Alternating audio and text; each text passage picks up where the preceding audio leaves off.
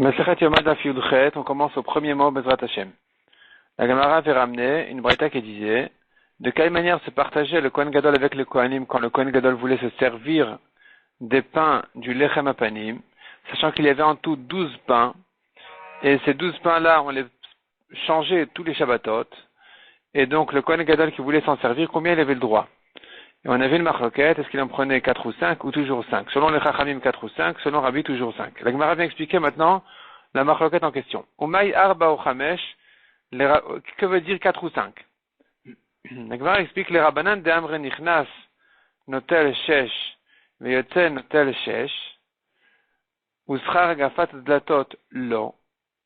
Selon les Chachamim qui disent Nichnas notel shesh, le mishmar qui rentre, la famille, le groupe de Kohanim, la famille de Kohanim qui rentre servir au Beth Amikdash la semaine à venir, il se sert, donc les Mishmarot se changent le Shabbat, donc la nouvelle famille vient Shabbat, elle commence à servir au Beth Amikdash Shabbat même, et ils se servent de 6, ils prennent 6 chalot, 6 pains. Donc Nichnas notel shesh, veyotze, et le Mishmar qui sort, la famille de Kohanim qui sort, notel shesh. Ceux qui ont terminé leur semaine de service au Beth Amikdash, ils se servent aussi de 6 pains, 6 chalot. Ou sera gafad latot, lo. Il n'y a pas 2 chalot à donner en salaire pour le groupe, le nouveau groupe, la nouvelle famille qui est rentrée en plein Shabbat alors que toutes les portes étaient ouvertes. Et ils ont dû fermer les portes qui ont été ouvertes le matin par le groupe précédent. Ça n'existe pas ici un salaire comme celui-là. On devrait leur donner 2 pains en salaire. Il n'y a pas ça. Donc finalement, on a en tout 12 pains partagés, 6 et 6. Donc mishtem esrebei miflag. Il y a en tout 12 pains partagés. Batir chada mipalga, enlève un pain de la moitié parce que selon les Chachamim, le Kohen Gadol n'a pas le droit à une moitié, il doit prendre moins que la moitié quand il vient se servir des korbanot. Donc si en tout la moitié c'est 6, en tout ça fait 12, la moitié c'est 6, chamesh shakil. On comprend qu'il doit prendre que 5 pains. Par contre, les Rabbi Yehuda d'Amar Nichnas notel sheva, selon Rabbi Yehuda qui dit le mishmar qui rentre, qui vient commencer son service au Beth Amikdash, il se sert de 7 pains. Shtaim bischar gafad latot. 2 pains il mérite en salaire pour fermer les portes en fin de journée. Veyotze notel chamesh. Et le mishmar qui sort ne prend que 5 pains. Donc 2 pains ici sortent du compte. C'est pas à partager. C'est un salaire pour les Kohanim qui doivent fermer tous les portails du Beth Amikdash et tout autour, qui ont été ouverts par la famille d'avant. Donc, finalement, on a ici que 10 pains à partager. Me'eser baimi flag, il y a 10 pains à partager. Batir chada mi palga, enlève un de la moitié pour ne pas que le Kohen Gadol touche la moitié. Veshakil arba, il en prend donc 4.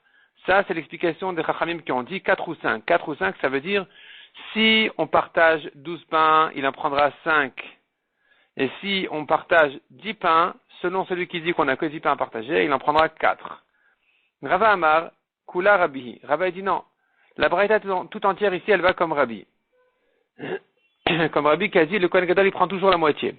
Mais savoir là qu'est Rabbi Yehuda, et Rabbi pense comme Rabbi Yehuda que il y a 2 pains qui sont donnés en salaire pour la nouvelle famille de Kohanim qui vient rentrer. Ve'el amay arba, hachamesh bel mishka. Si c'est comme ça, pourquoi 4 ou 5? C'est toujours 5. Il y a 2 pains qui sont donnés en salaire pour ceux qui sortent, ceux qui rentrent. Et il nous reste 10 pains à partager, la moitié, ça fait 5. Selon Rabbi, le Kohen Gadol doit toucher la moitié, pas moins que ça. Répond la Gemara Lokashia. Hadi kamishmar amitakev, hadele kamishmar amitakev. Ça dépend s'il y a une famille de Kohanim qui reste. Il s'agit d'un Yom Tov qui est tombé jeudi ou lundi. Donc il y a les Kohanim en principe, ils viennent pour Yom Tov et ils peuvent rentrer chez eux vendredi ou bien venir dimanche pour un Yom Tov qui tombe dimanche soir. Et il y a certains Kohanim qui décident, si déjà, on va rester, pardon, je me suis trompé. Je reprends. Si Yom Tov tombe jeudi, les Kohanim peuvent rentrer chez eux vendredi.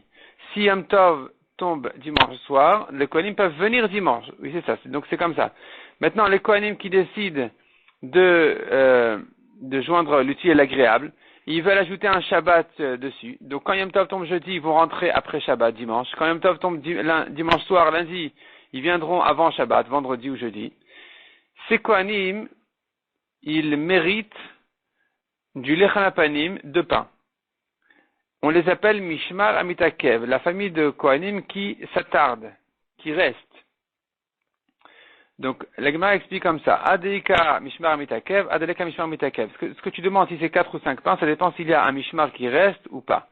Ika Mishmar Amitakev, s'il y a un Mishmar qui reste, alors Mishmone Bel Miflag.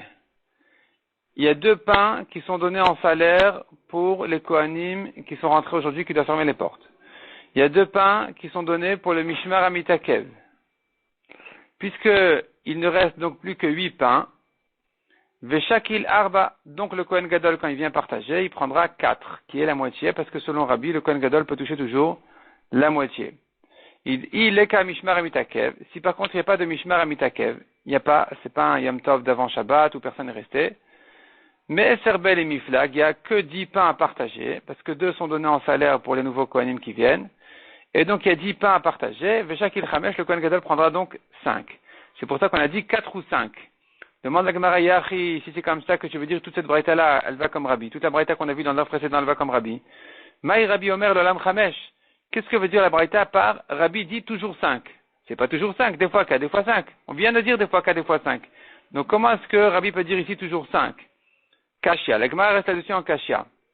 Donc c'était difficile de dire que toute la braïta elle va comme Rabbi, malgré que on avait envie de le dire pour résoudre le problème dans la braïta. La Gemara dans l'heure précédente avait posé un problème dans la Braïta, qui disait, à Shavuot, le Kohen Gadol, il prend 1 pain sur 2. Le reste de l'année, il prend 4 ou 5. Et selon Rabbi, toujours 5. Et on avait du mal à comprendre. Si tu me dis Shavuot, il prend 1 pain sur 2, donc il prend la moitié. Ça va comme Rabbi. Quand tu me dis ensuite, il en prend 4 ou 5, c'est moins que la moitié. Ça va comme Rabbanan.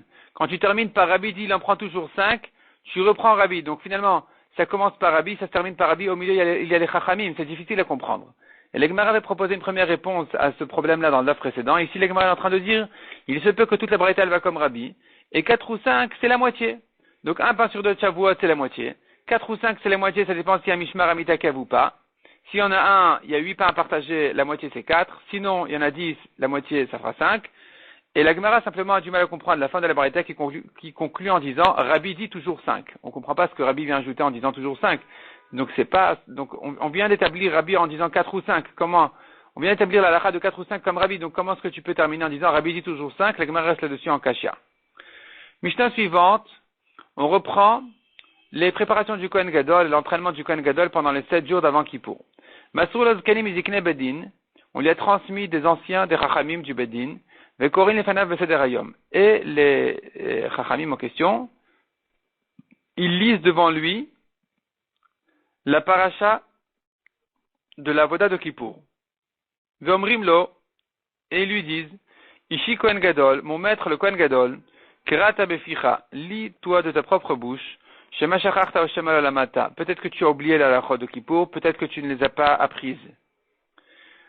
Erev Yom Kippourim Shacharit, la veille de Kippour au matin, Ma'amidin Oto Beshar Mizrach. On met place le Kohen Gadol au portail de l'Est, donc à l'entrée du Beth Amikdash. Ou Mavirin Lefanav Parim Belim Ukvasim. On fait passer devant lui des taureaux, des béliers, des moutons, Kedesh Makir Veragil Bavoda, afin qu'il reconnaisse et qu'il s'habitue au korbanot de la Avoda. En voyant ces bêtes-là, il va se rappeler qu'est-ce qu'il doit faire avec chaque chose, et donc ça va lui concrétiser la Avoda de Kippour. Kol Shivat Yamim, pendant tous les 7 jours, on ne l'empêchait pas de manger ce qu'il voulait, de boire ce qu'il voulait. Mais la veille de Kippour, avant la nuit, on ne le laissait pas manger beaucoup, car de trop manger, ça amène le sommeil. On ne voulait pas que le Kohen Gadol s'endorme la nuit de Kippour, il devait faire la veillée. Le Kohen Gadol devait faire la veillée la nuit de Kippour, parce qu'on craignait qu'en dormant, il n'ait une touma, et qu'il ne puisse plus, le lendemain, servir au Beth Amikdash. On craignait ça spécialement pour le Kohen Gadol. D'abord parce que c'était très important que le Kohen Gadol soit disponible à l'Avoda. Et aussi, il y avait de quoi craindre, comme la Mishnah dans Masechet Avot dit, un des 10 miracles du Beth Amikdash était que jamais le Kohen Gadol n'est devenu tamé à Kippour. Il n'a jamais eu un écoulement la nuit de Kippour. Et on demande, mais en quoi est-ce un si grand miracle? Et on répond parce que le Satan, il a peur de la Voda de Kippour et il fait son maximum. il lutte au maximum pour perturber la avoda de Kippour, et donc il risque de rendre tamé le Kohen Gadol. Et donc c'était considéré comme un miracle que le Kohen Gadol n'a jamais été tamé Kippour. Il n'a jamais eu un écoulement de Touma à Kippour. Donc c'est considéré comme un miracle, et nous on prend nos précautions, on ne laisse pas le Kohen Gadol trop manger pour ne pas qu'il s'endorme. La Gemara demande ici, Bishlama Shema Shachar Lachye. On comprend ce que la Mishnah dit, on s'adresse au Kohen Gadol en lui disant, lis toi-même, peut-être que tu as oublié la lachot. Ça va, ça se comprend. Le Kohen Gadol, grand autant qu'il est, il risque quand même d'oublier. Et la Shema le Lamad, mais dire, lis-toi, peut-être tu n'as pas appris la lachot, mimokminan kai gavna, peut-on nommer un Kohen Gadol pareil? Ve'atanya. Or, nous avons une braïta qui dit, Ve'a Kohen Gadol me'echav, le Kohen le grand de ses frères, donc c'est celui qui est nommé Kohen Gadol. En quoi il est grand, plus que ses frères? Chez Gadol me'echav, il doit être plus grand que ses frères en 4 choses. Bekoach, Benoy, Bechokma ou Beosher. En force, en beauté, en sagesse et en richesse. Donc, il doit être un chacham, il doit connaître la lachot. Un Kohen Gadol devait être un talmid chacham, un grand en Torah. Donc, comment est-ce qu'on peut lui dire, peut-être tu n'as pas appris la lachot? Un Kohen Gadol qui ne connaît pas la lachot, quoi, il a même pas fait le dafayomi, il connaît pas, les enfants, ils apprennent les Mishnah de Masechet Yoma. Comment ça se fait que le Kohen Gadol ne les connaît pas? Acherim omrim, avant de répondre à la question, on termine la braïta. Acherim omrim, minayin she'im enlo. D'où sait-on que si le Kohen Gadol n'a pas d'argent, or il doit être riche, comme on a dit, il doit être grand en richesse. D'où sait-on que chez Echav HaKohanim Magdilin Oto, que ses frères les Kohanim le grandissent, l'enrichissent. Talmud Omar va Kohen Gadol, mais Echav, le Kohen grand de ses frères. Grand de ses frères, ça ne veut pas dire uniquement grand plus que ses frères, mais ça veut dire qu'il a grandi à partir de ses frères. C'est ses frères qui l'ont enrichi. Gadleu Michel Echav fait le grandir sur le compte de ses frères. Amar Rav Yosef répond à la Gemara, Lokashia. Kana Migdash Rishon, Kana Migdash Sheni. Ici, au premier Beth Amikdash, le Kohen Gadol qui était nommé était un Talmid Chacham. Ici, on parle du deuxième Beth Amikdash, où il fallait lui dire, peut-être tu n'as pas pris la lachot.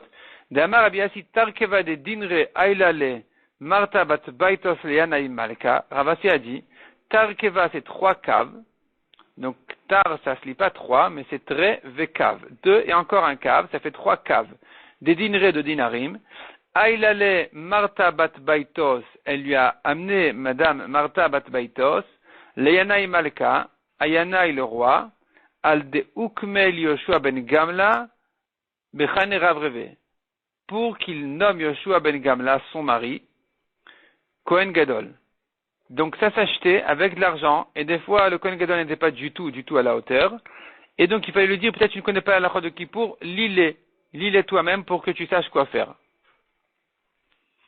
On a vu que la veille de Kippour au matin, on faisait passer devant lui les parim, donc les bœufs, les béliers et les moutons. Les boucs, qu'est-ce qu'ils deviennent? Tana afaseirim. La Braïta dit même les boucs, ils doivent passer devant le Kohen Gadol parce qu'il a beaucoup de quoi faire avec les boucs. On a un seir Lachem, un seir Lazazel, un seir de Moussaf. Il a de quoi faire avec, il y a des avodot à faire. Vetana Dida, notre Tana qui ne cite pas les boucs parmi les bêtes qui doivent passer devant le Kohen Gadol. Maïta Amal Otana Sirim. Pour quelle raison on ne les a pas enseignés? Kevan Dalchet Kaatu. Puisque ça vient pardonner des fautes. Chal Shadate. Sa conscience va se raffaiblir. Ça va lui peser, ça va l'embêter de voir, de se souvenir de ça, de la capara dont il est responsable. Et donc, on ne veut pas le raffaiblir, au contraire, on veut le renforcer. Donc, on ne peut pas passer les boucs devant lui selon notre Mishnah. Hier, si c'est comme ça, par Nami al-Chet ou Deati, le taureau aussi vient pardonner des fautes. Répond la Gemara. Par Kevan de Alav Alechav Kohanim ou Deati, le taureau, il vient pardonner les fautes du Kohen Gadol et de ses frères les Kohanim. Alors, il n'en est pas tellement perturbé le Kohen Gadol. Pourquoi? Parce que Bechav Kohanim, parmi ses frères les Kohanim, s'il y a un homme qui a une avera, Midayadale, le Kohen Gadol il les connaît, et il fait attention, il reconnaît l'averot, ou Me'adar Betchouva, et il le fait faire tchouva. Donc le Kohen Gadol, quand il s'occupe en voyant un taureau, ça ne le décourage pas, parce qu'il se dit, ça vient pardonner des fautes des Kohanim et de moi-même, on n'a qu'à faire tchouva, on peut faire tchouva, c'est entre nos mains. N'importe qui peut faire tchouva sur n'importe quoi. Tandis que Bechulu Israël, Loyada, mais le bouc qui vient pardonner les fautes de tout Israël, le Kohen Gadol en voyant ça, il se décourage un peu, il dit quoi? il y a des avérotes ici, comment je fais? Et il peut pas faire tchouva à tout Israël. Il connaît pas l'avérote de tout le monde. Amar Ravina, Hainu de Amreinche. Ravina dit, c'est ce que les gens disent, Ibar Arter Dailave, si ton neveu, le fils de ta sœur, devient policier, Chazi, regarde, attention, Beshuka Kamel Otachlif. Ne passe pas devant lui, dehors, sur la rue, parce qu'il va trouver comment t'accuser, comment te faire payer une amende ou quoi, il va t'embêter. Il connaît tous tes secrets, donc fais attention de ne pas passer à côté de lui, éloigne-toi de lui. Et donc le Kohen Gadol lui aussi connaissait tout ce qui se passait chez ses frères les Kohanim, et donc il pouvait leur faire tchouva. Ça ne le décourageait pas de voir des boucs, selon la Braïta. Selon notre Mishnah, ça ne décourageait pas de voir des taureaux.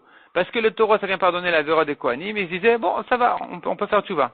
Mais le bouc, ça le décourageait parce que ça venait pardonner des fautes de tout Israël. Or, il ne savait pas comment faire, donc ça risquait de le décourager. Kol shivat hayamim layu monin vechule. Pendant tous les 7 jours, on ne l'empêchait pas de manger, etc. Tanya Rabbi Yehuda ben Nekusa Omer. Ma'achilin oto slatot ou betzim. On donnait à manger au Kohen Gadol.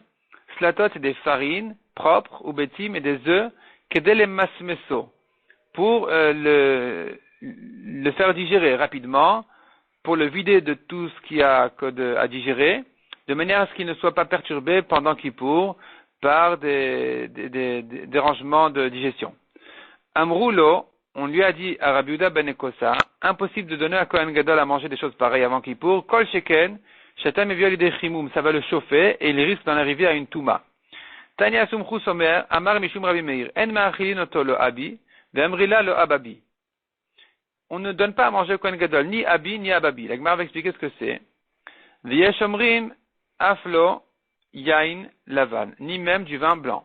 La Gemara explique lo abi, qu'est-ce que ça veut dire? Lo etrog, velo betzim, velo yain yashan. Aleph, bet, yud. Aleph, c'est etrog, bet, c'est betzim, et yud, c'est yain yashan. Donc on ne donne pas au Kohen Gadol ni à manger du etrog, ça le chauffe, ni des œufs, ni du vin blanc.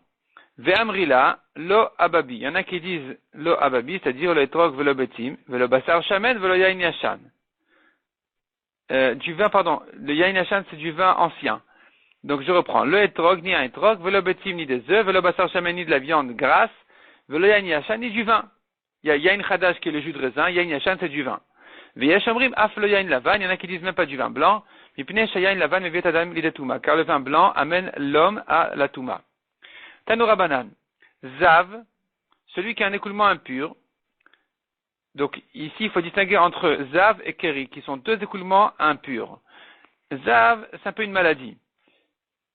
Keri, c'est naturel. Un homme qui a une toumat ziva, avant de décider qu'il est tamé, il faut vérifier que cette ziva ne soit pas une conséquence d'une raison spéciale qui lui a amené cette touma-là, qui lui a amené cet écoulement. Si oui, il n'aura pas la lachot spéciale d'un zav. Il faut que ça sorte complètement naturellement, sans raison, sans qu'on puisse reconnaître la raison, pour dire, voilà, c'est une maladie, c'est un problème, c'est une touma. Si on sait reconnaître la cause de l'écoulement, on dira que c'est pas une touma ziva, c'est autre chose. Donc, tolino b'ma'achal v'chol mine ma'achal. On dit que si on peut, on dira, il est trop mangé. Et n'importe quelle raison de ce genre-là pourrait justifier la ziva en disant que c'est pas une touma ziva, c'est tout simplement les conséquences de ce qu'il a trop mangé ou de ce qu'il a mangé. Et Lazar ben Pinchas Omer Mishum Rabbi Yehuda ben Betera, en ma'achilin oto. On reprend pour le Kohen Gadol, en ma'achilin oto lo chagvi. On ne lui donne pas à manger ni chagvi, velo gavam, ni gavam, comme on verra ensuite, velo kol dvarim amevin ni de touma, ni toute chose qui le mène à la touma. La Gemara explique, lo chagvi, qu'est-ce que c'est? Chet, c'est lo chalav, le lait. Gimel, c'est velo gvina, ni du fromage. Bet, velo betza, ni un œuf. Yud, c'est velo yain, ni du vin. Velo gavam, c'est quoi gavam? Me grisin shel foul, de la soupe de fèves, grisin, c'est en morceaux, ou basar shamen, la viande grasse, ou morias, la sauce de poisson. Velo kol dvarim amevin de touma, ni toute chose qui le mène à la touma. La touyamaï, ça vient inclure quoi? La touya de Tanoura Banan, ça vient inclure encore ce qui est cité dans la braïta suivante qui dit Chamisha dvarim evinet adam de touma, il y a 5 choses qui mènent la personne à la touma, veloen, et les voici. Hashum, l'ail, on tourne la page, vachachalaim le cresson, vechalaglogot, une sorte de plante, ve'abetim les œufs, ve'agargir, encore une sorte de plante. Ve'yata echad el asade lelaket orot, l'agma explique un passage qui dit, est sorti un au champ pour cueillir orot. Qu'est-ce que c'est orot? Tana mishmed Rabbi Meir, c'est gargir. C'est justement cette plante-là de gargir qui a pas particularité, dit la Gemara, Amar Rabbi Yochanan, lama nikra shman orot. Pourquoi on les appelle orot? Shemirot et ainaim. Ça éclaire les yeux, ça guérit les yeux, ça amène une clarté de vue, et c'est pour ça qu'on les appelle orot, les lumières. Amar Avuna, hamotse gargir, celui qui a eu l'occasion de rencontrer cette plante-là, qu'il a trouvé une plante comme ça, il veut en profiter. S'il peut en manger, qu'il en mange, ça va lui améliorer la vue. Veimla, sinon, maviro al gabeenav, qu'il le fasse passer sur ses yeux, au moins ça, c'est déjà bien aussi pour lui améliorer la vue. Amar Rav Papa, begargir amatzrena, il s'agit de gargir à cette plante-là, de gargir dont on parle, matzrena qui est dans les frontières,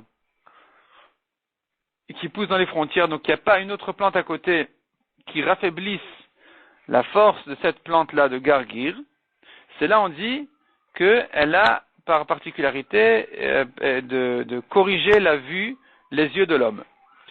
Amarav Gidel Amarav Arsenai lo yochal betim, un homme qui dort chez quelqu'un d'autre à l'auberge, il n'a pas à manger des œufs, velo ishan betalito shel balabait, ni à dormir dans les draps, sur les draps de l'aubergiste, du balabait. Pourquoi? Parce qu'il risque d'avoir un écoulement impur et donc et ça sera mal vu aux yeux de celui qui l'a reçu. Rav qui makla le Darshish, Rav quand il est arrivé à la ville de Darshish, quand il venait à la ville de Darshish, Machriz, il annonçait Man havia liyoma, qui est la femme qui veut se marier avec moi pour un jour où je me trouve dans cette ville-là? Rav Nachman kad makla li Shransiv, de même Rav Nachman quand il arrivait à Shransiv, Machriz, il annonçait Man avia leyoma, qui est la femme qui veut se marier avec moi pour le jour où je suis dans cette ville-là. L'Agmara va expliquer quelle était leur raison, mais avant ça, l'Agmara demande, mais comment on peut faire une chose pareille? On a avec ça deux problèmes. Premier problème, un homme ne peut pas se marier avec une femme dans une ville ici, et aller dans une autre ville se marier avec une autre femme. On n'a pas le droit de se marier avec deux femmes différentes dans deux villes différentes.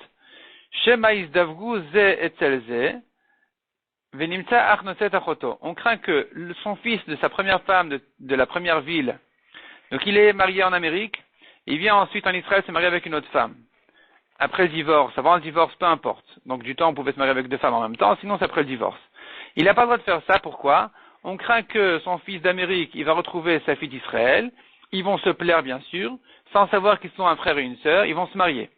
Il se trouve qu'un frère se marie avec sa sœur, et il remplit le monde de mamzerim.